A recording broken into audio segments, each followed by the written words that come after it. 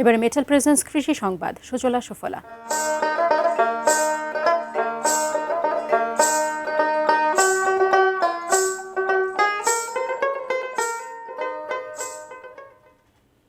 ঝালকাঠিতে আধুনিক কৃষি প্রযুক্তি ব্যবহার করে টমেটো চাষে অভাবনীয় সাফল্য পেয়েছেন স্থানীয় এক তরুণ কৃষক। সদর উপজেলার ধানসিঁড়ি ইউনিয়নের গাবখান ব্লকে প্রায় 1 একর জমির মধ্যে 60% জমিতে মালচিং পদ্ধতিতে উন্নত জাতের টমেটো চাষ করেছেন কৃষক মিজান।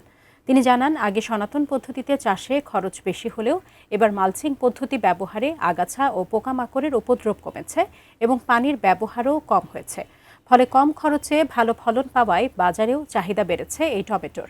কৃষি বিভাগ বলছে, মালচিং পদ্ধতিতে প্লাস্টিক পেপার দিয়ে জমি ঢেকে রাখায় আগাছা কম জন্মায়, সারের অপচয় কমে এবং নিরাপদ স্বাস্থ্য উৎপাদন সম্ভব হয়।